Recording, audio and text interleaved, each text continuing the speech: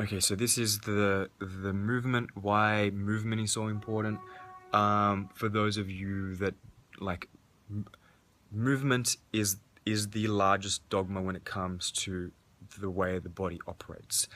Yoga would be some people's dogma. Five rhythms might be some people's dogma. Martial arts, BJJ might be their dogma. They're all dogmas. Just movement is the one that encapsulates all of them, which is and the reason why I call my business dynamic movement therapy is because it's one of the most important ways of it's like the brain. 50% of the brain is dedicated to motor patterns. Yeah, and the way the brain operates is in these overlaying patterns, and so when you move the body, these maps in the brain basically become stimulated. Now, the other maps, the interoceptive maps of all the autonomic processes, the somatosensory, so the feeling and sensations, they're all overlaid on top of this this initial motor map. So by moving the body, basically you're stimulating the neuroplastic atmosphere of the brain to kind of make make change, basically. The spiral stuff works at creating a neuroplastic atmosphere by kind of like scrambling everything. Movement is another way. The thing is, it's like, and I recommend, what is it? His name's Dr. John Ratey. He's written a book called Spark and a few other things. I think he's got a TED Talk called The Importance of Exercise.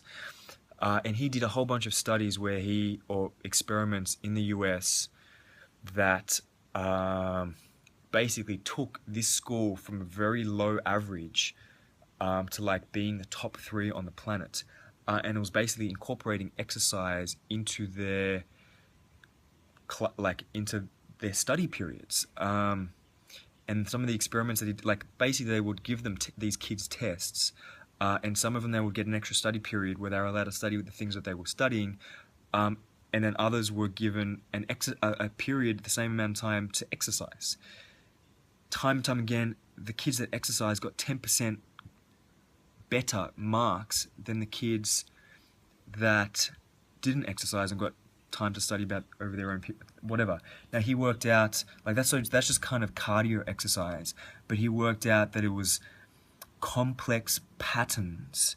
Not just kind of going for a run is good, but it's like if you have complexity in the exercise with cardio, then it's even better. And what's being produced is like dopamine, anandamide, serotonin. These are all neurochemicals, performance-enhancing neurochemicals that make connections in the brain.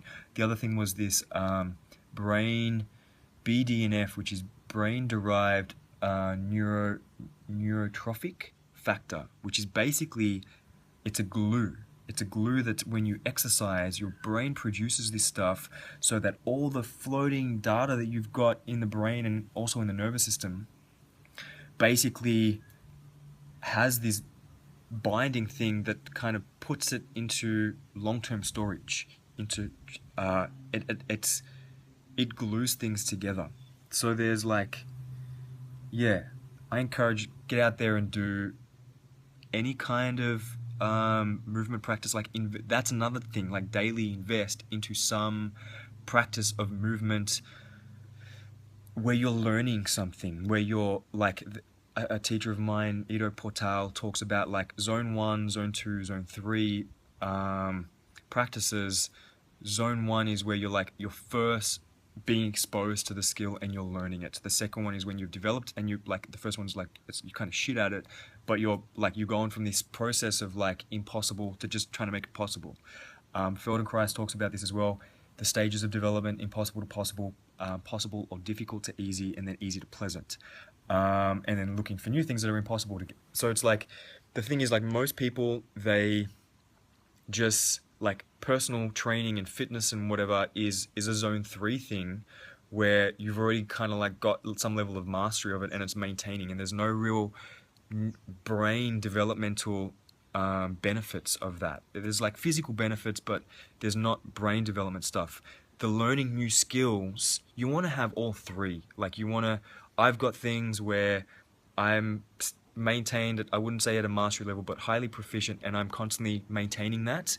I've got things that I'm learning that I'm constantly exposing myself to, and then things in zone two where it's like it's now becoming functional, and there's huge amount of progress that I see. Like the main things that I've got are balancing, handstands, I do juggling, fire twirling, salsa, rock climbing. They're all, so I have things that I'm constantly exposing my brain to learning, and that's basically what we need to integrate.